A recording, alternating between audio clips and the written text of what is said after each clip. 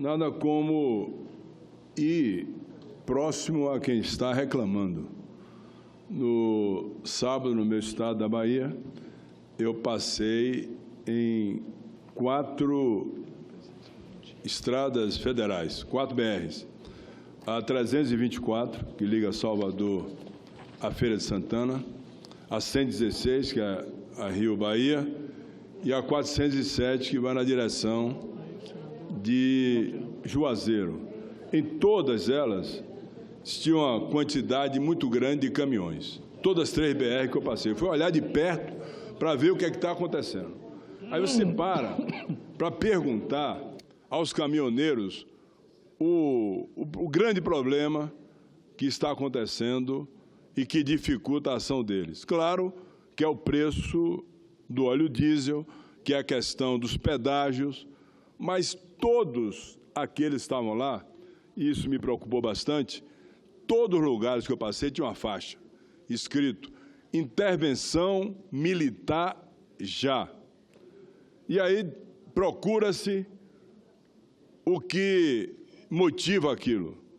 Qual a motivação da intervenção militar já?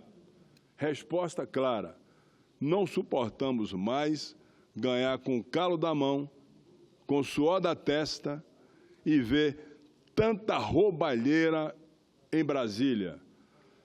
Todas as noites nos jornais, o duto da Lava Jato despeja centenas de milhares de notas de R$100. Roubalheira em Brasília, senador. Nós não suportamos mais isso.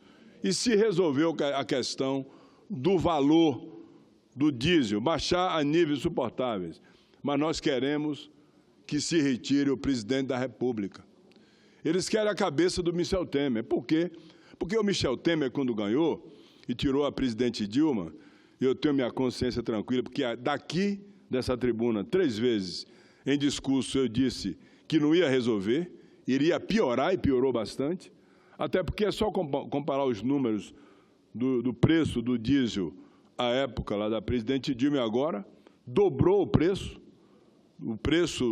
do diesel dobrou praticamente, né? Aumentou em 100% o PIS/COFINS, e quem diz isso não sou eu, são os números, e atual presidente da Câmara dos Deputados, Rodrigo Maia, que fez uma gravação criticando o presidente que ele ajudou a colocar no poder e a cassar o mandato da presidente Dilma. Então, o que eles querem? Eles não suportam mais que possam assistir todos os dias as denúncias de corrupção, desvio de conduta, improbidade administrativa e a imagem todos os dias de que está tendo aqui em Brasília. E não parou, presidente, não parou. A situação em Brasília continua a mesma, não parou não, não parou não. Cada gabinete aqui de agência hoje é um centro de traficância, de propina. Brasília, se fechar muitos gabinetes aqui, que estão aí funcionando, não vai fazer falta a nenhum brasileiro, nem da cidade, nem do campo. Pode ter absoluta certeza disso. Deixar funcionando educação, saúde, segurança pública e energia, se fechar essas agências, que eu vejo aqui a briga pela indicação de um diretor de agência, agora mesmo teve um caso parecido, para indicar alguém que, sendo um representante de uma agência, seja o autor ou aquele elemento que vai cobrar propina para quem indicou, aqui em Brasília, essa é uma grande realidade, eu nem recebo, nem voto mais a favor. Nem voto mais, nem recebo meu gabinete mais, para não me contaminar. Então, o que o caminhoneiro e o trabalhador quer é que pare, estanque a roubalheira que tem nesse país, que continua, e que a Lava Jato não acabou, não. Continua a mesma coisa, o mesmo tom, a mesma substância corrupta, crônica e nervosa para o povo brasileiro. A conversa com eles é assim, não interessa se vai baixar o diesel ou não. Tem que parar, senador, na BR, no meio da BR, no meio deles, que eu posso entrar no meio deles. No meu estado eu posso almoçar no Mercado Modelo, posso ir no meio de qualquer trabalhador, em qualquer lugar. Porque, graças a Deus, 32 anos de política, administrei todos os cargos do meu estado, governador, vice-governador, secretário, presidente da Assembleia, e não gastei dinheiro nenhum com advogado para me defender de nenhuma denúncia na minha vida. Nenhuma denúncia. Nem Ministério Público Federal, nem estadual, nem respondo a nenhum processo. Graças a Deus. E à escola da minha família. Graças a Deus. Então, posso chegar lá e falar. E perguntei a eles, não, o que nós queremos é a cabeça do presidente da República. Porque continua a mesma coisa. Ninguém suporta que o presidente tenha outra denúncia, agora da Raquel Dodge, duas do Rodrigo Janot, e a Câmara pega lá e diz, não, vamos arquivar isso aqui. O Rodrigo Maia, vamos arquivar também os 12 pedidos de impeachment do Michel Temer. Por que não pode investigar? Agora tem outra denúncia contra o próprio presidente da República. Então, quando eu vim aqui e disse, não vamos deixar que aconteça o impeachment da presidente, até porque, até que prove ao contrário, é uma mulher honesta. Ninguém a sacou ainda contra a honra e a dignidade dela. Mas não, se retirou para dar uma solução. Eu me lembro quando o atual presidente assumiu e disse, vou fazer o Ministério de Notáveis. Ministério de Notáveis, que 9 ou 10 já saíram e que não estão presos, estão com tornozeleira nas suas residências. E agora, o pior de tudo, vem um presidente da principal estatal do nosso país e pega e aumenta todos os valores do álcool, da gasolina, do diesel, do gás de cozinha, aumentou tudo aumentou. E diz textualmente, não tenho satisfação dar ao presidente da República. Ou seja, o presidente da República é o quê? É um marionete? É um governado?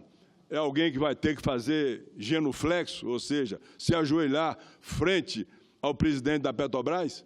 E o presidente da Petrobras, por quê? Indicado pelo PSDB, tem muita força.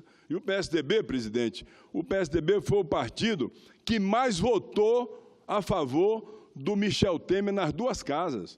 83% da bancada votou todas as vezes que o presidente Michel Temer precisou. O segundo foi o Democrata, com 81%, e o terceiro, o PMDB, com 79%. Para todos os projetos, inclusive para derrubar a denúncia do Rodrigo Janot por 2 vezes. Então, e aí o presidente da Petrobras, não, eu vou aumentar, dobrou o PIS/COFINS, dobrou o custo do PIS/COFINS, aumentou o gás, aumentou tudo, e não dá satisfação absolutamente a ninguém. Se quiser, me demita.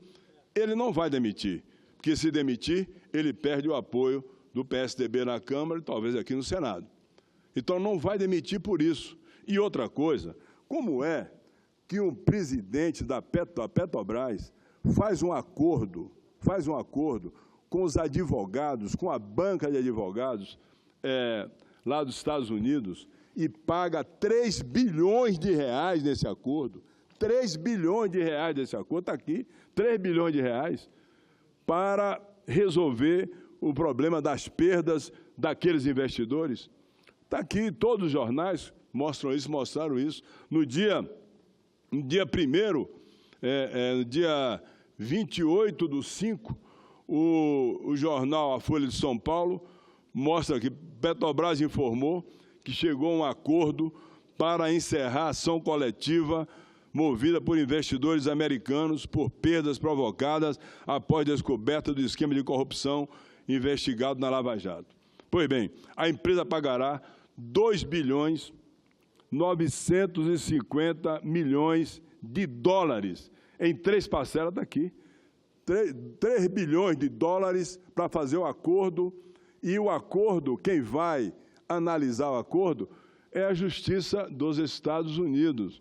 Não deu nenhuma satisfação nem ao Senado Federal, não deu satisfação ao Tribunal de Contas da União, e é exatamente por isso que hoje eu estou entrando com requerimento de informações para que o ministro das Minas e Energias, a quem eu tenho que me dirigir de acordo com o regimento, possa encaminhar para aqui o termo desse acordo. É um acordo de 3 bilhões de dólares com os americanos, dizendo que vai, com isso, resolver a questão daquelas questões dos investidores que tiveram prejuízo na Petrobras. Pois, e aqui no Brasil não tem que dar satisfação nenhuma? Não tem que passar, por exemplo, por o Tribunal de Contas da União? pela Comissão de Assuntos Econômicos do Senado, ele chega e faz isso sem dar a menor satisfação, inclusive ao próprio presidente da República. Está aqui. Foi o 5º maior acordo envolvendo a ação coletiva por perda com ações da história, atrás de só 5 casos na história do mundo, em termos de acordo com petroleiras. O processo, que foi iniciado em 2014, por acionistas descontentes com a perda de valor de ações após a descoberta do esquema de corrupção. Então, o presidente da Petrobras já está esperando apenas a homologação lá pelos Estados Unidos, por um juiz americano ou por uma banca de advogado, para começar a pagar a primeira parcela. Eu estou falando de mais de 12 bilhões de reais que ele vai fazer um acordo. E, além disso, esse acordo é acordo que tem uma assessoria de advogados americanos, com quem o atual presidente da Petrobras, o Pedro Parente, mantém uma relação estreita, inclusive com assessoria na Petrobras desses agentes americanos. E é exatamente por isso, como falou aqui a senadora Vanessa Graziotin, falou aqui o Álvaro Dias e outros senadores que me antecederam, que agora o óleo bruto vai para os Estados Unidos para ser refinado e voltar, como dizem, para ser utilizado aqui no Brasil. É uma situação que eu não imaginava que pudesse acontecer. Ou seja, a nossa indústria nacional, sem renovação, sem melhorar ou se modernizar nossas plantas das nossas refinarias e vender o óleo cru lá para fora. E trazer para aqui, ter esse aumento absurdo que foi dado. E outra coisa, isso já vem aqui rolando há muito tempo. Semana passada, estava sentado, onde Vossa Excelência está sentado, o presidente Eunício Oliveira. Eu cheguei ali preocupado, já com esse problema há muito tempo, e disse: presidente Eunício, vamos resolver isso logo. Ver o que tem que votar e votar logo. Ainda fiz uma comparação. Essa situação do Brasil hoje não é para médico clínico, não, que pede exame e manda o doente voltar com 90 dias. É para cirurgião, que bota na sala, opera e resolve. E na administração pública eu aprendi assim: tem problema, vamos botar na sala para resolver. Vamos sentar e resolver. Fazer reunião, para marcar reunião e continuar essa situação que está aí com o povo brasileiro, pagando uma conta que ele não deve pagar, em cima de uma situação por falta de autoridade do governo federal, total autoridade do governo federal.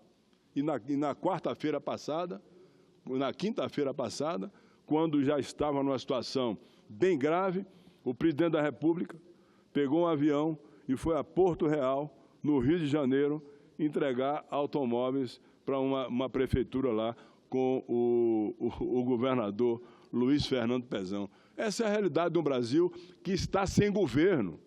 E eu digo aqui sem nenhuma paixão, porque nunca tive essa tendência a atos que não fossem bem pensados.